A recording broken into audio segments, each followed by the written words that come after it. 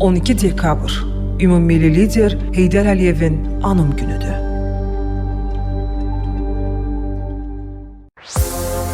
Bugün Ümummilli lider Heydər Əliyevin Azərbaycan dövlətçiliyinə verdiyi misilsiz töhfələrdən uzaq görən siyasi kursundan və ölkəmizin müstəqilliyinin möhkəmlənməsində oynadığı həlledici roldan danışırıq. Mövzunu ətraflı təhlil etmək üçün studiyamızın qonağı politoloq İlyas Hüseynovdur. Ulu öndər Heydər Əliyevin Azərbaycanın dövlətçilik modelinin formalaşmasında rolu çox böyükdür. Çünki Ulu öndərimiz ikinci dəfə Azərbaycanda hakimiyyətə gəldiyi dövrdə ölkədə hərc-mərclik, hakimiyyət uğrunda mübarizə və eyni zamanda qanunsuzluq hökm sürürdü. Ölkədə müxtəlif silahlı dəstələr hakimiyyətə can atır və qara-güruhçu qüvvələrin əsas məqsədi hakimiyyəti qəsb etmək idi. Eyni zamanda iqtisadiyyat dağılmış və mütəşəkkil ordu da olmaması səbəbindən Azərbaycan torpaqları işğal olunurdu. Səriştəsiz hakimiyyət isə yalnız buna seyirci mövqedən yanaşır və bütün cəhdlər də uğursuz idi. Azərbaycançılıq məfkurəsinin Ulu öndərin rəhbərliyi altında formalaşması ölkəmizi müxtəlif etnik, dini, konfessional böhranlardan qorudu.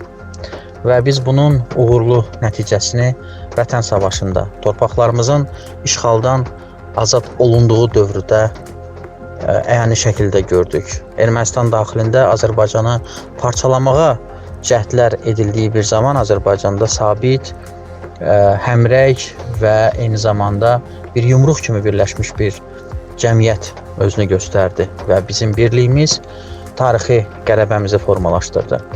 Ulu öndərin ən böyük xidmətlərindən biri həm də əsrin müqaviləsinin imzalanması ilə transmilli neft korporasiyalarını ölkəmizə dəvət etməsi ilə nəticələndi və məhz 1994-cü ilin 20 sentyabrında paytaxtımız Bakıda imzalanmış əsrin müqaviləsi ölkəmizdə iqtisadi sabitliyi əmələ gətirdi.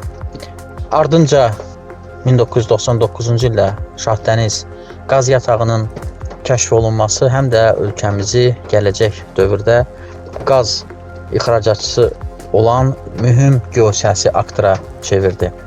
Ulu öndər tərəfindən əsası qoyulan siyasət Müzəffər Ali Başkomandan Prezident İlham Əliyev tərəfindən uğurla davam etdirildi və hüquqi, siyasi, iqtisadi islahatların yeni dalğası başlandı. Məhz Cənab Prezidentin qurduğu və inkişaf etdirdiyi Azərbaycanın qəhrəman ordusu həm də Vətən savaşında, eləcə də lokal xarakterli antiterror əməliyyatında ərazi bütövlüyümüzü və suverenliyimizi təmin etdi. Bugün Azərbaycanın beynəlxalq siyasətdə oynadığı rol tamamilə dəyişib. Azərbaycana, onun liderinə münasibət köklü surətdə dəyişib və məhz Azərbaycanın bölgə siyasətində oynadığı aktiv rol həm də dünya birliyi tərəfindən təqdir edilir.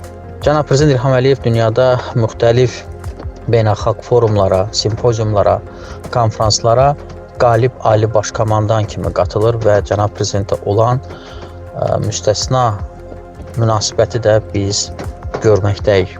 Və hesab edirəm ki, Azərbaycanın beynəlxalq uğurları həm də ölkəmiz ətrafında çox müsbət bir mühit formalaşdırır. Bugün böyük əminliklə söyləmək olar ki, Azərbaycan artıq orta güc dövlətidir və orta güc dövlətinin əsas elementləri və komponentləri də bugün ölkəmizin beynəlxalq münasibətlər sistemində oynadığı rolla şərtlənir. Yəni, yumşaq güc doktrinasına uyğun olan addımların atılması, ölkəmizdə beynəlxalq tədbirlərin keçirilməsi, tədbirlər diplomatiyasının inkişaf etdirilməsi, beynəlxalq münaqişələrin həlli istiqamətində Azərbaycanın platforma kimi çıxış etməsi, regional sülh, sabitlik, kommunikasiya xəttlərinin açılması, infrastrukturun təmin olunması, tranzit logistika fəaliyyətinin geniş təşviqi də özünü göstərməkdədir. Orta dəhliz, Transxəzər nəqliyyat dəhlizi,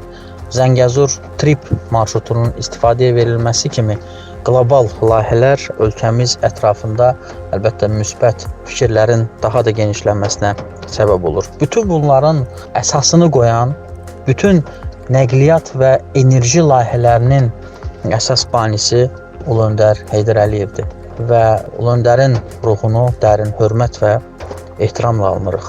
Təşəkkür edirəm İlyas bəy. Heydər Əliyevin adı bu gün də Azərbaycanın inkişaf strategiyasını və milli maraqlarının müdafiəsini müəyyən edən əsas dəyərlərdən biri olaraq qalır. Onun qurduğu dövlətçilik modeli gələcək nəsillər üçün də etibarlı yol xəritəsidir.